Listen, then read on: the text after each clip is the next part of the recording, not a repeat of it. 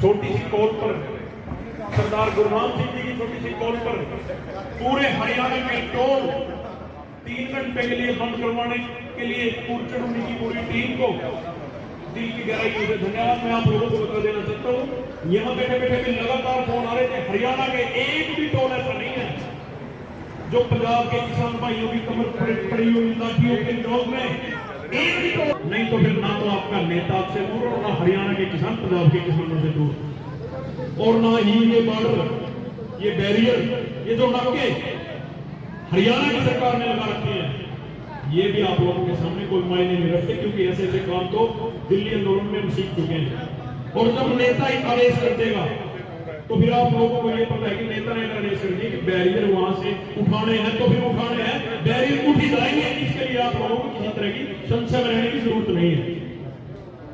बात आ रही थी कि चढ़ूनी साहब आंदोलन में क्यों नहीं भाग ले, हमें भी घर तक जाकर लोगों ने ये कहा कि पंजाब के किसान फिट रहे हैं, आप लोग क्यों नहीं गए। बहुत से लोग चढ़ूनी साहब का इतिहास जानते होंगे। मैं 2003 की बात करता हूँ।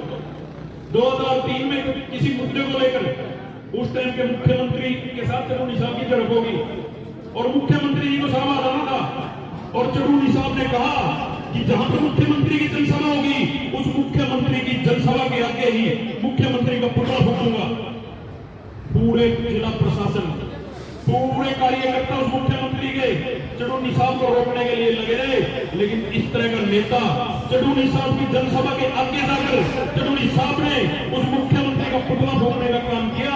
उसकी एवज में मुख्यमंत्री ने क्या किया, चढ़ूनी साहब को पिटवाया, चढ़ूनी साहब के भाई को पिटवाया, चढ़ूनी साहब की पत्नी को पिटवाया। छोटे छोटे बच्चे जो चंडल लिए खड़े हैं उनको उठाकर जेलों में डालने का काम किया। क्या इस तरह के नेता की नीयत पर आप लोग शंका कर सकते हो कि चढ़ूनी साहब बिक जाएंगे? 1000 करोड़, 2000 करोड़, 5000 करोड़, मैं 10 साल से चढ़ूनी साहब के साथ काम करने का मुझे मौका मिला है। जो इतना धार्मिक आदमी है वो ये कहता है कि अगर आप आपकी बदनीति से आप काम करोगे तो इस चीज का रिजल्ट परमात्मा भी नहीं देगा। चढ़ूनी साहब की नीयत पर शक करना तो ये मान के चलो कि भगवान की करनी पर शक करना होगा। मेरा सभी किसान साथियों से अनुरोध है, हाँ मेरा खासकर उन किसान साथियों से अनुरोध है जो कल से पहले कह रहे थे कि क्यों नहीं चलते पंजाब। कल शाम को उनके पास फोन किया, अरे भी चलो चलना बोल रहा था, बोला जी मेरा मम्मा का लड़के की शादी है। तीसरा बार फोन करे तो बात आ रहा, घर बैठ के बातें बनाना बहुत मुश्किल है और खुद अपने परिवार को पिटवाना और वहां पर जाकर कर्तव्य देना वो बड़ी बात है।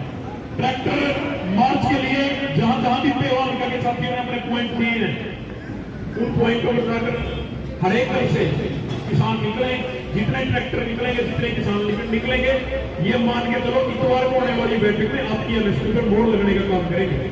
अगर यहाँ से कमजोरी रहेगी तो फिर आप ये मान के चलो कि सरकार ये मानेगी कि हरियाणा के किसानों का समर्थन इस बार एमएसपी के साथ नहीं है। अब बात एमएसपी की करते हैं। स्वामीनाथन आयोग की रिपोर्ट, जो स्वामीनाथन आयोग जी ने 2006 में कह दिया था कि किसान को लागत से 50% ऊपर मिलना चाहिए। स्वामीनाथन आयोग जी उम्र लिए, अब उनको जाकर भारत रत्न दे रहे हैं। स्वामीनाथन को अब भारत रत्न देने का काम सरकार कर रही है, लेकिन उसकी रिपोर्ट पर अब भी गौर नहीं कर रही। हम दिल्ली आंदोलन से पहले क्या मांग रहे थे कि स्वामीनाथन आयोग की रिपोर्ट और किसानों ने इस मांग को इस कदर सरकार के दिमाग में बिठा दिया कि अभी मांग माननी पड़ेगी। तो कोरोना काल में पिछले दरवाजे से 3 कृषि कानून लेके आ गए। आज अब से पहले दिल्ली आंदोलन में हम क्या मांग लेते थे, कृषि कानून रद्द करो, काले कानून रद्द करो। वहां कभी एमएसपी की बात नहीं करते थे, वहां कभी कर्जा माफी की बात नहीं करते थे। तो ये सरकार है कि जब सरकार को ये लगा कि एमएसपी देनी पड़ेगी, अब किसान का कर्जा माफ करना पड़ेगा, तो उन्होंने पिछले दरवाजे से 3 कृषि कानून लेकर आए। अब जिस तरह से एमएसपी की बात हुई है, अब पूरे देश का किसान धीरे धीरे खड़ा होगा। अब ये कोई नया ऊपर उठेगा। देश आजाद हुआ, मुझे कहते किसी तरह की कोई नहीं। जब देश आजाद हुआ तो एक ही गाना था, वंदे मातरम। अब देश के 2 वंदे मातरम। देश आजाद हुआ तब एक गाना भारत माता की जय, अब देश में भारत माता की 2 है। अब पिछले दिनों सब कहते थे कि राम राम, अब राम भी 2 हो गए। एक इनका राम, एक हमारा राम, एक इनकी भारत माता, एक हमारी भारत माता, और एक इनका वंदे मातरम और एक राम किसान सम्मान का गरीब का मजदूर का कमजोर का वंदे मातरम।